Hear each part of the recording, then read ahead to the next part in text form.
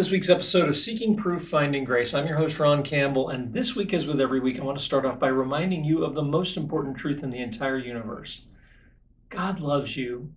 Now, we have been working on starting to try to address this question of the reliability of the Bible.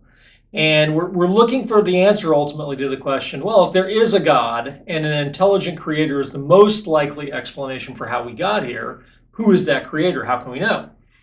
And one of the things that we want to pick up on, one of the things that we want to do in all of this is try to analyze the reliability of the evidence that we have. And I think I mentioned here in the last couple of episodes, we've been looking at this question of what makes things reliable and a question of related to bias and things like that. We're going to jump into historically what the world was like 2,000 years ago, which I think is going to be really important. But I want to do this episode before we do, because I think this influences tremendously everything that we have going forward. Partially because what we're going to talk about tonight is this idea of the telephone game. And this is one of the most common objections that you're going to find to any any culture that bases its historical knowledge on oral tradition. And the idea being, well, you can't rely on oral tradition, you can't do any of those kinds of things because, well, we all played the telephone game growing up. And when you've played the telephone game, well, you just know it's not reliable. And you know that you just shouldn't trust it. And we all remember how badly that went. And it puts an idea in our mind that we can all recognize, well, yeah, the telephone game is a terrible way to pass on information.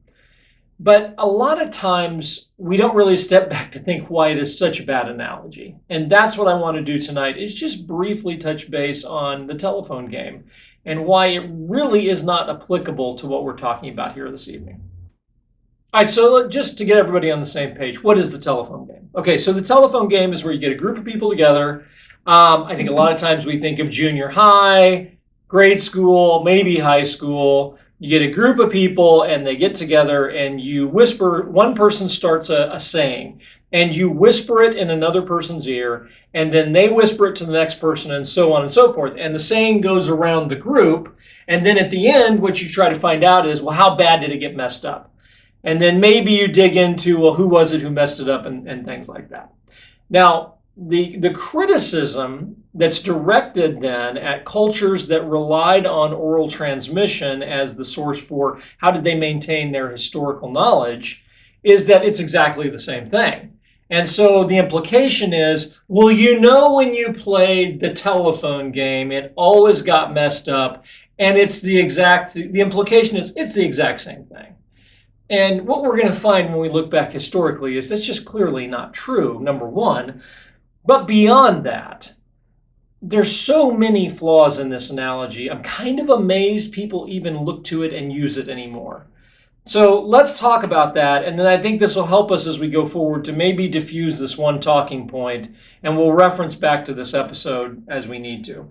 So what are the problems with the telephone game? And how does it not compare to the passing on of things through oral tradition? We're going to talk, and we're going to do a full episode on how things were passed through a society that relied on oral transmission 2,000 years ago, and I think to some degree how we do things today for things that are passed on through oral tradition.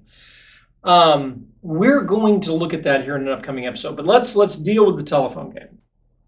So what are the problems with the telephone game? Okay, number one. The goal of the telephone game is to get it wrong.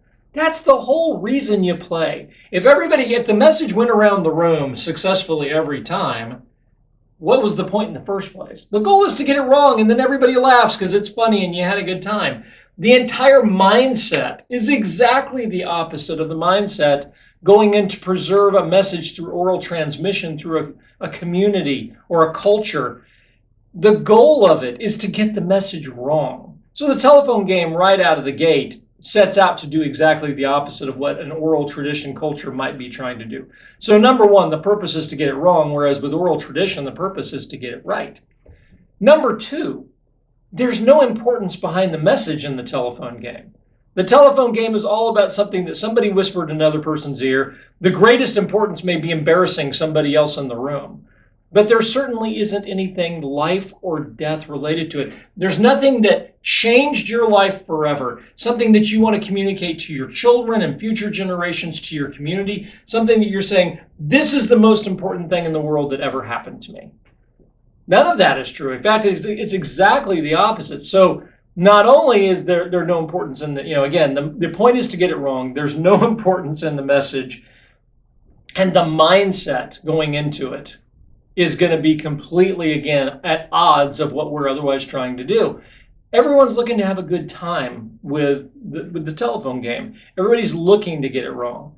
Oral tradition, everybody's wanting to hold on to it. It's how you passed on the most important things. And I think if you think about that with your friends and with your family, there are things that you hold on to as a group, that memories that you just cherish. And many times those memories are not written down. We've got a couple of groups of friends that we traveled with 30 years ago. This is the 30th anniversary this year.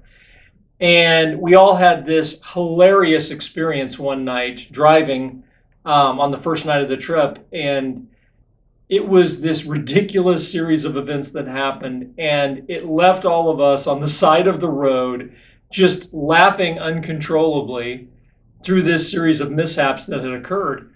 And if you ask any one of the six of us what happened that night, it's never been written down. It's never been anything that anybody has ever, I don't think, ever committed to writing. But it's something we all remember. And it's a story that we've all told our family. It's something that our kids have heard and everybody's heard because it was so funny. And it's something that we all remember 30 years later. It was so odd and so funny. Maybe someday I'll put it in one of these podcasts.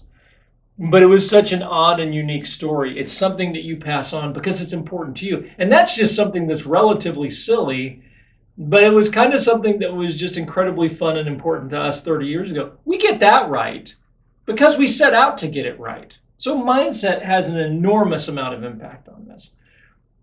The third or the fourth problem, really, as we talk about the telephone game, is how it's put together. Whispering into one person's ear. Well, why do you whisper? Why don't you just say it out loud? To get it wrong. The telephone game is designed to get this wrong by whispering into one person's ear. In oral tradition, you would have a very trusted member of the community come forward and pass these things on to a large group of people. And part of the purpose of that was so that you had elders, you had people who could listen to the way the story was told, listen to the historical account that was being passed on, and who could correct any mistakes that they knew of. And you had people there who would preserve and be sure that it was passed on right. So whispering would have been just unthinkable because, again, what does whispering do? Well, it creates confusion. It creates mistakes. That's not at all how oral tradition was done. And again, the last piece is this idea of transferring it from one person to one person. Of course you're going to get mistakes. When you have a community or a culture that passes things on through oral tradition, you'll have these things presented to not only individuals, but to large groups. And again, you'll have the community making sure that the truth is held onto, that these stories are told correctly. And so you have these facts that are held on to, partially because you've got that group dynamic. And when it gets passed on to the next generation, you'll have not just one person who knows it to try to pass it on to the next person, like in the telephone game. You'll have an entire community worth of people who are able to do that. And they can ensure that the message is passed on correctly. The reason I bring this up, and this is one of these things where you may be going, well, yeah, duh, everybody understands that. Interestingly enough, one of the main objections you have to a lot of this, you will hear people throw out there, and I've seen it in best-selling books, people will bring up the telephone game. And it always amazes me because it's just not a good argument. There's so many differences here. I wonder sometimes why people still use this as a go-to argument when it is so easily debunked.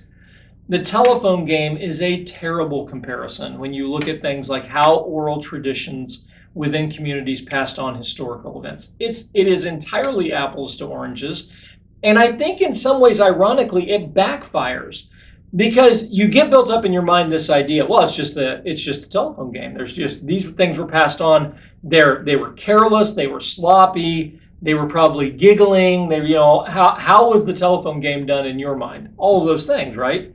And when you paint this picture in people's minds and you really look at how oral tradition was carried on in these cultures and communities that relied on it, I think, my goodness, I think it actually swings the other way. When you look at the care and attention that was placed on getting these things right, you'll actually be quite surprised. And that is probably a good segue to the next episode.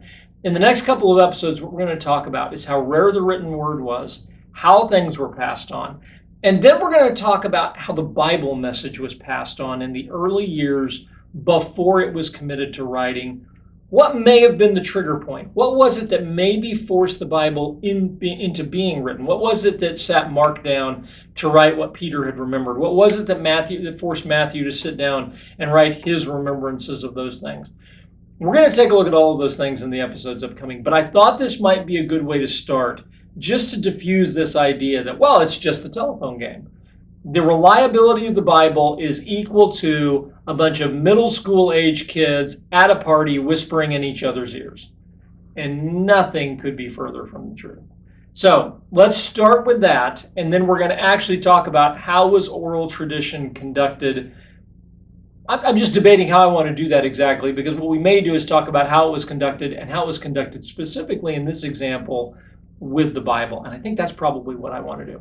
So thank you so much for joining us this week. I hope you enjoyed this episode. If you did, I hope you'll consider hitting the like button for the episode and the subscribe button for the podcast. It helps the podcast tremendously if you do. You can find our podcasts out on iTunes and Spotify. You can also find them on YouTube. You can find helpful information on our website at prooftograce.com, and you can reach out to us via email at prooftograce@yahoo.com if you have any questions. Thank you so much for joining us this week, and I hope to see you next time. Bye-bye.